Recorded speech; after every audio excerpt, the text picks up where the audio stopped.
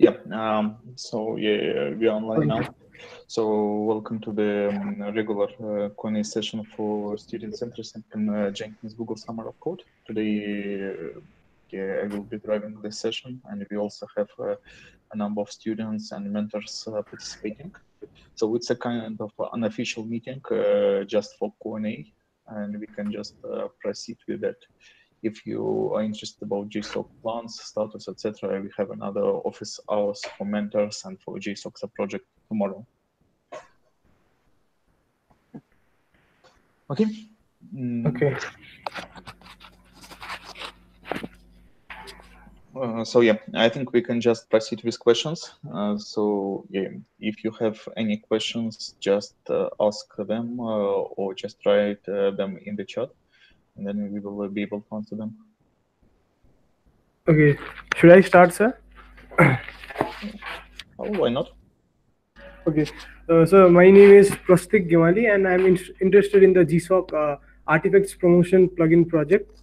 Mm-hmm.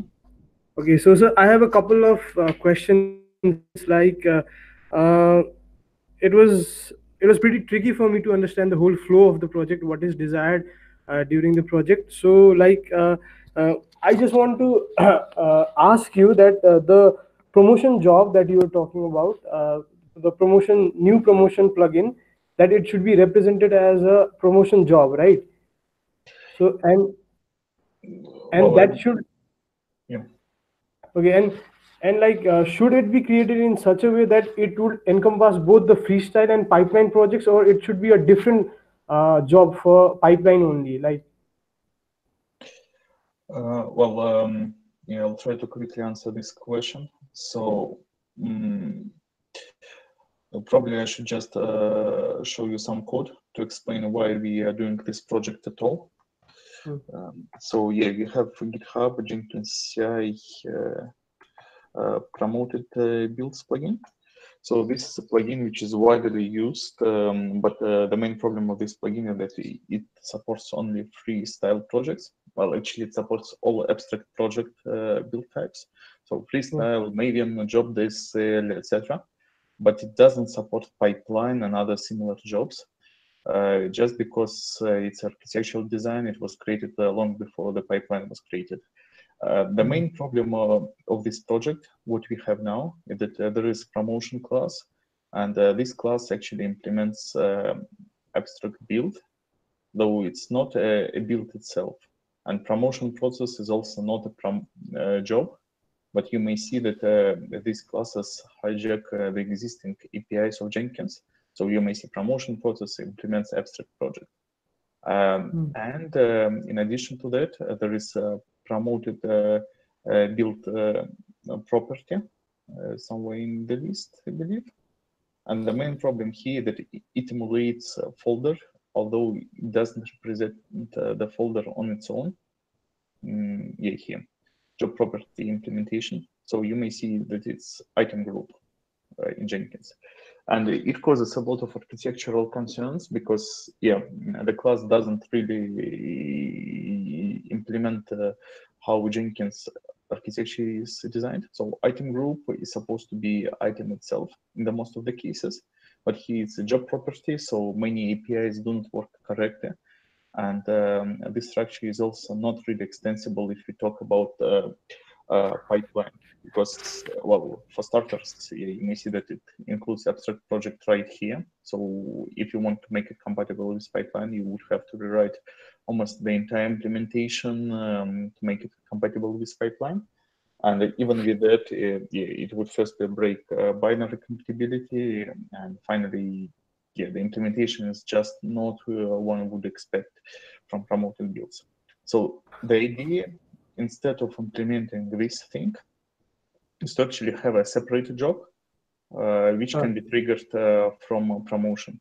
So instead of emulating a kind of folder or item group for a particular job, we think that it might be better to just have another job, which would be a promotion.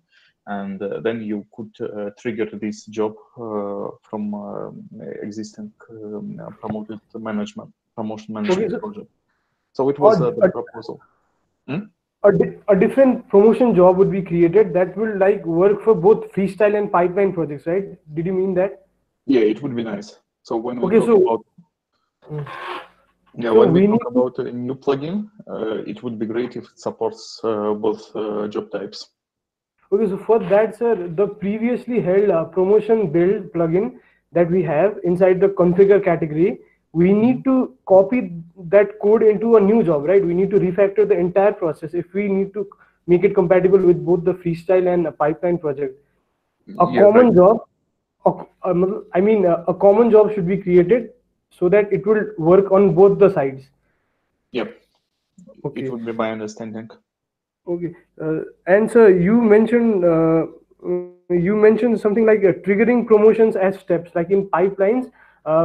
Yesterday you mentioned triggering promotions as steps, which means like Mhm. as far as I can understand, it's like after the completion of the pipeline, it will a new stage would be included in the Groovy script Mhm. so that it would trigger the promotion. What would that mean, sir? What is its Yeah, meaning? I so didn't. it could be just a step. For example, you can trigger promotion of one job from another. So there are plugins like copy artifacts or release plugin in Jenkins, and you could just implement a step which could trigger promotion of another project. And in such case, you could implement your pipeline, which integrates with multiple jobs. It's one of the ways. Another way is that there is a step which triggers promotion for the job itself. So, for example, you build artifacts, you tested them, and then you trigger promotion, which runs asynchronously, but you still trigger it from the pipeline so that you can trace the connection between projects. Okay. Okay. Okay, and sir, next question is like you said, defining promotion in properties yesterday. Defining promotion in properties. What is its meaning? Like, would it mean that there inside the job section there would be properties like environments that where it would be deployed later on? Yeah, right. So how common CI/CD systems approach? They have definitions they try to implement configuration as code, and they try to put all the definitions inside one file. It may be Groovy file, it may be declarative pipeline definition, or it may be just whatever YAML file.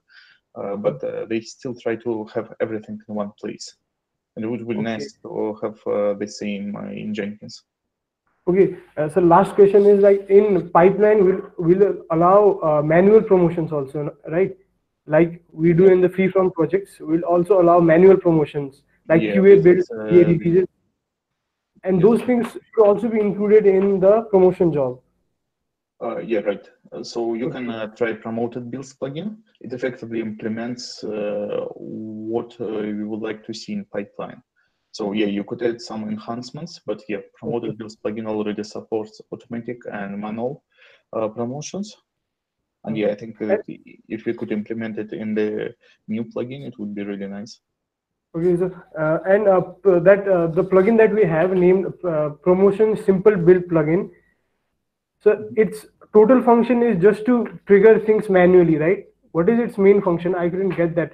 The difference between promoted pipeline and promoted simple build pipeline plugin. So somebody tried to implement a simple promotion plugin. They started this project. They got some releases, but I would say that well, they just implemented what they needed for the environment. So it's a Okay. subset of the promoted builds plugin. Yeah, if it can act as a source of inspiration for you how it could be implemented, like, that's fine. But yeah, Okay. personally, I have never considered simple promoted builds as a separate plugin per se. So the promoted build plugin also has the manually triggering function. If I recall correctly, yes. Okay. Thank you, sir. Yeah.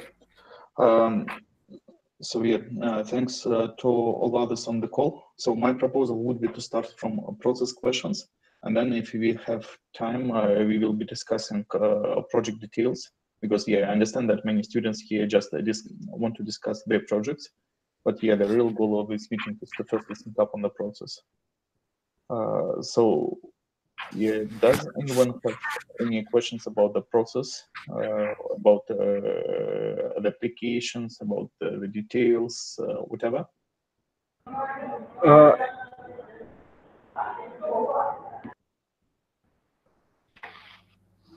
Mhm. If no, we will just proceed with going through projects if needed and answering questions. Hi, Oleg. Hi. Actually, I started working on my proposal yesterday. So I was thinking, I was going through the past year proposals. They have a concrete timeline about what they are doing. So we need to have a very hard and fast sort of timeline, or a very brief timeline about what we are going to do. Because what they did was, in the timeline, they particularly explained in each week what they are going to work on. So Just a second. Yeah, do you see my screen now? yeah, I can see it. Yeah, so I will show what Nisar is talking about. Let's take the whatever. Okay, so here you may see, yeah, probably too many links here. Yeah, okay, probably one removed it. Okay, let's just wait. yeah, so there was the proposal for, yeah, so Okay, there was yeah. project. So probably you're referencing something like that. So here, if you scroll down, once it finally loads, of course, if you scroll down, you may see that there is. Sorry, I just moved to the new laptop and it's really slow.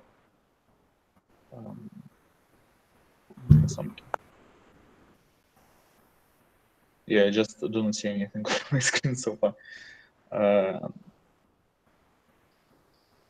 Yeah. Oh, yeah, we're here. So yeah, you may see that there is some definition about the timeline. So the idea here that well, you can define a detailed timeline, maybe on the daily, on regularity if you want. But the problem that, of course, you cannot match this timeline because there are so many details which we need to discuss. And Yeah. what we have in our mind is that we usually expect students to submit a rough timeline as a part of the project proposal. So yeah, you can start from something like that to define main milestones. What we ask is that there are 3 coding phases plus community bonding. So there are 4 milestones. And for each milestone, you can start from defining deliverables because, yeah, so there is a list of deliverables you wanted to implement in this project. So what we ask you is to map deliverables to the timeline. It will help us to map the project plans. So for example, here, let's say in the end of June, you will have end of the first coding phase, and you can say that at this phase, you want to ship something like a couple of features, maybe plugin skeleton, maybe alpha release of your plugin, something like that. So this is what the granularity we expect from you. If you want to go forward and to utilize the things, yeah, it's perfectly fine. But yeah, we really plan to do some reality mapping as a part of community bonding. So yeah, you will be still guessing what you plan to do because yeah, it's hard to estimate what would be the real time you will need for particular deliverables. Okay. So just take top level items from here and try mapping them to the timeline. It would be a good Okay. start for your project proposal drafts. Okay. Mm-hmm. Hello. Yes. Hi. Mm-hmm. I wanted to ask a thing that I have made a sort of a proposal. I'm still working on it. Would it be fine to show it to you and the other mentors for the role strategy plugin? Yeah, it's perfectly fine. So what we usually suggest is that once you have a proposal draft, you just post it, and then mentors review that and provide feedback. That's why we recommend to start earlier. So if you already have a proposal, just post it in the chat. For example, Nisar has Okay. already done it for, just a second. Yes, too many chats. Yeah, so here you may see that there is already a proposal somewhere in this chat. Yeah, that the last message which I, Oh, yeah. yeah, there's Yeah, the advanced bit, yeah. yeah, so you may see that Nisar has already started this proposal. And yeah, what we recommend you to do is that when you create a proposal, you make sure that it's actually shared with everyone, so that it's public and that everybody can comment. Okay, so something like that.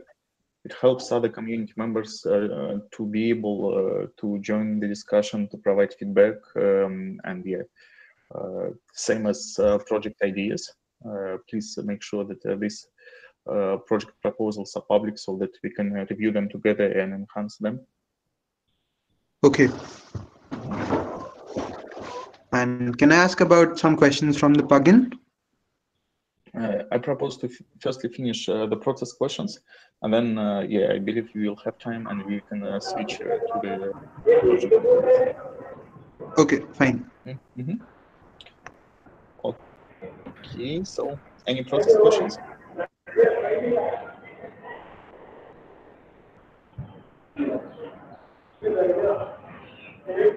If no, we can just go to the details of project. Okay, so yeah, I think you can just ask the question. Just 1 second.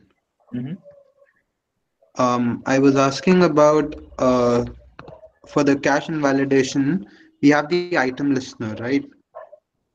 Yeah. From the extension points provided in Jenkins core. And Mm-hmm. I saw the structure of the classes. So job extends item. Mm-hmm. I mean, job is an item. So can we, like, whenever any item is created, we could check that if it is an instance of job or not, and then we can modify the cache. Yeah, exactly. So yeah, all the jobs in Jenkins are instances of items. So actually, item, there are two types. It's top-level item. It's something you can see in the Jenkins web interface, and it's also sub-items. For example, if you use multi-branch project, there are sub-items as job instances there. And yeah, but all jobs are items with some extension. What? Yeah, we were talking about promoted builds today. So here you may see that there are tricky things like this promotion. So you may see that promotion is actually abstract build. So it's an instance of run, and promotion process is actually an instance of abstract project. So it's an instance of job. So it's an instance of item. But this item doesn't really exist within the tree of items within Jenkins. So it's a kind of detached item out of the tree. So yeah, it's a bit tricky. But yeah, you can ignore this edge case for now. So in your project, you can safely assume that all jobs are actually items and they belong to the tree. Okay, so there would be some cases which I need to work on. Well, here, as you said, you can just assume that you check whether item is an instance of job, and if yes, Yeah. you can apply caching. Okay. And another question, I think that was unanswered, was that having a database, like embedding a database into the plugin. Mm-hmm. So there are two answers. If you want to have in-memory database, it's perfectly fine. Yeah. If you want to have a database which persists the data on the disk, then I would rather advise against that for this particular plugin, because once you start persisting data on the disk, you may start getting kind of various issues, for example, with backup management, with restart of the instances, etc. So as long Okay. as it's a memory thing, yeah, it's perfectly fine. So you will be able to recreate it on demand. Okay. So how it usually happens, and I think it might be useful for other students as well. So when we talk about static objects in Jenkins, there are two ways. Firstly, you can just implement static variable, which is okay, but static variable can actually persist across Jenkins restarts if they happen within the same JVM. Usually the advice is to actually bind it to singletons. For example, if you take a role-based authorization strategy, you may see that there is an extension here. Just a second. So yeah, extension. It's descriptor implementation, but actually, if you scroll down, yeah, so this code is a bit legacy. Here you may see that there is an object. So this object is actually a singleton for Jenkins. And here you can create, for example, transient whatever cache so that it doesn't get persisted on the disk and it still exists as a singleton object within your Jenkins instance. And when this object is recreated, the cache will be also recreated. So it would be my advice how to handle that. Another doubt that I had here was that whenever the plugin is initialized, let's say after Jenkins restarts or something, a lot of time would be taken to match the regular expressions, wouldn't it? You mean on the startup? Yeah, if we consider creating a cache to populate the cache when Jenkins starts up, Yep. would it not take a lot of time? So there are, it might take a lot of time if cache is too greedy and if it's many items.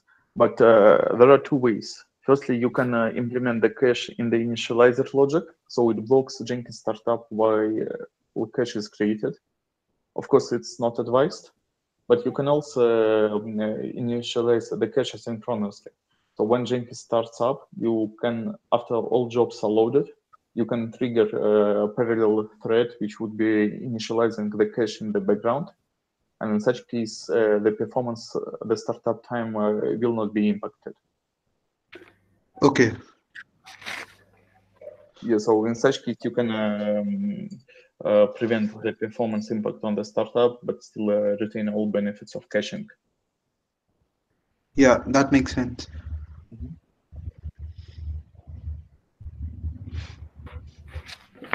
Okay, yeah. So now I have doubt in advanced build discarder, right?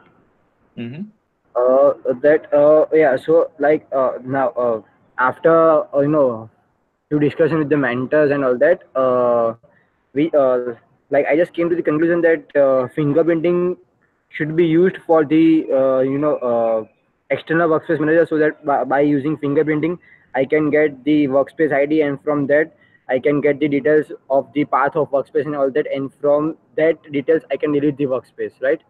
Yeah, so that's correct. But what now I think is that now the builds which are created by the multi-branch pipeline plugin or the multi-branch pipeline project, and like if someone adds multiple workspaces in the Jenkins file, then would the fingerprint work in this plugin also, or else it is specific to the external workspace manager only? Well, fingerprints are being attached on the build level. So even if you talk about multi-branch pipeline, so multi-branch pipeline actually is organized relatively simply. So there is item called abstract folder or just Abstract folder. Okay. Yeah, so Okay. and multi-branch is actually a computed folder. So it's a folder which is being generated automatically by the background logic. But this folder still contains common items, and these items implement common builds. So it means that fingerprints and all other pipeline logic will behave pretty much similarly in multi-branch pipeline. So if everything is implemented correctly, you won't need to implement specific hooks for multi-branch pipeline. Okay. Yeah. So, like, can you just scroll down to page number 8 of my proposal? Mm-hmm. Yeah. Okay. No, just a page up. Yeah. Okay. So here's the implementation of of multi-branch pipeline. So Mm-hmm. like what my idea is that first of all, obviously that run listener would be used for the communication between advanced build discover and multi-branch pipeline, right? Mm. And like now uh, there are two methods which I finalize, which can be used for trigger, that is on finalized and on completed. Now that would be I discussed this point with the Martin sir, and he told that we will finalize one method in the community bonding period. So like he just suggested to write both of the methods in my proposal. So I have listed it both. And now so these both the methods will be triggered, and now for the Jenkins file, uh, uh, now what now the filter methods uh, will be given at the data bound constructor, and the main class would be extended by the abstract step impl, so that methods can be used in Jenkins file. So like user can directly use that methods in their Jenkins file to call that a particular filter, and the filter values needed to be specified in that. And after that, the delete method would be implemented, which will fetch the root of the workspaces of pipeline, and from that by the layer the filters will be executed, and after Yeah, that the actions that's what is would written be here. executed. Yeah, it will Okay. work. Yeah, I think that this level of details is fine for now. So what you need to do Okay. is maybe continue working with mentors to utilize these things. But yeah, from logic description, it looks to be okay. And yeah, you Yeah. will be able to define details during the community bonding. Yeah. So like I just want to confirm that like this much detail is enough, or like I need to specify more a concrete detail which can be useful. Like only that But was my only doubt, because yeah, so this level of details, to be honest, is much more than enough. So okay. usually we expect students to submit something like maybe 2 to 4 pages of proposal. So it really depends. Okay. Yeah, so we do not actually judge by pages, we judge by Yeah. content. Yeah. But yeah, I Yeah. would say that this level of detail is more than enough. So Okay. probably for external review, you may even want to consider somehow breaking it down. So having details in appendix and have relatively short description in the body, because yeah, it may help potential mentors and reviewers to better understand what is your plan.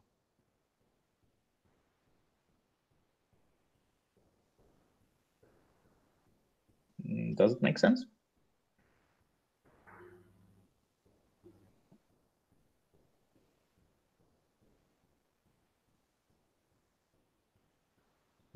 Am I still online? Yeah, I guess so. So yeah, proposal is not about a number of pages. If you can write a good proposal with 2 pages, it's perfect. If you need 15 pages, it's also perfect. But yeah, we really recommend to have at least main sections to be short enough so that they can be reviewed relatively quickly. And then you can put all the details into additions of your proposal.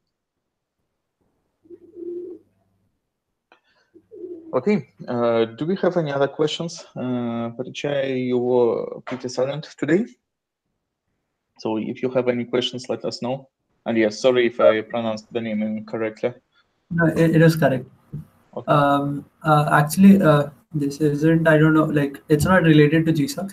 I shared one thing regarding the Blue Ocean plugin generator. It wasn't working, so I raised an issue, and as you suggested, I posted on the mailing list as well. but as such, I couldn't elicit a reply from any one of them. So should I follow up, or like no one is working on that presently? Yeah, I definitely know that that people are working. So they think that last week almost everybody from Blue Ocean team was traveling. So I suspect it just got missed, unfortunately. So it's somewhere in the mailing list, right? Yeah, it's in the not in the Jenkins developer group. It's on GSoC Oh, 2019. yeah. So if you ask For public. GSoC, it answers the question because not everybody from the Jenkins community is in GSoC. So Okay. yeah, sorry about that. Yeah, I should have noticed it earlier. Okay. Where is it?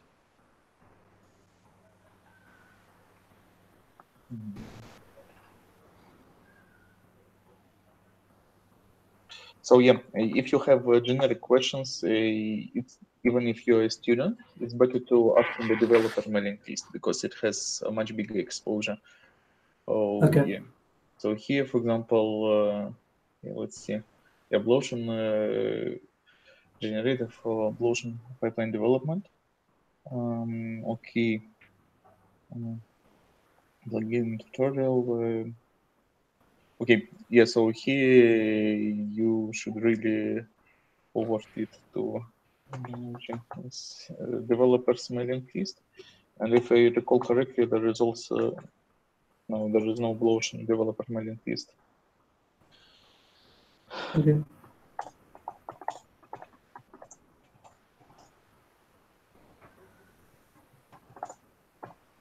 Yeah, thanks for bringing up this question. And sorry, it was me who missed that. Okay.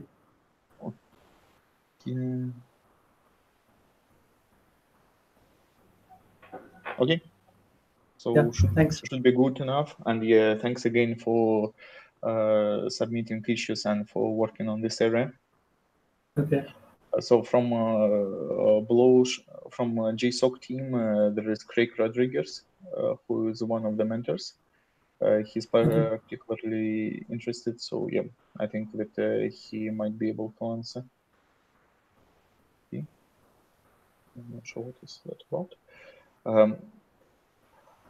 Okay, so yeah, if there is no response, please ping me. I'll help to get it processed.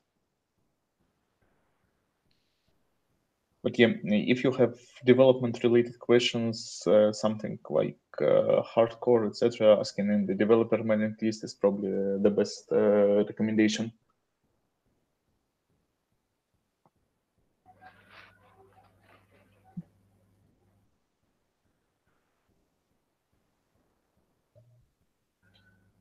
Okay. Are there any other questions?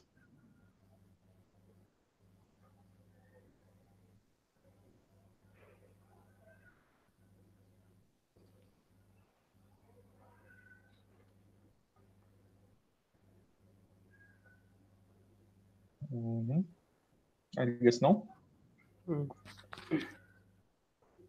So yeah, just to, we will have 2 sessions tomorrow. One session is common mentor meeting, another one is another Q&A session.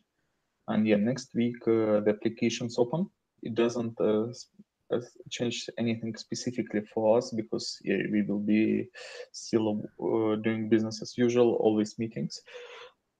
But yeah, if you need more feedback from mentors, please don't hesitate to ping them in the chats because yeah, everybody is busy, but yeah, it's our joint interest to provide feedback to you as a part of the application process so that you can create better proposals and we can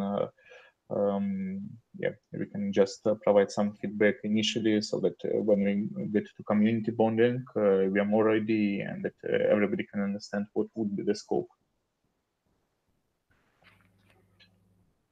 Okay, so thanks everybody, and here, I think, see you tomorrow. Okay. I'll stop the broadcast.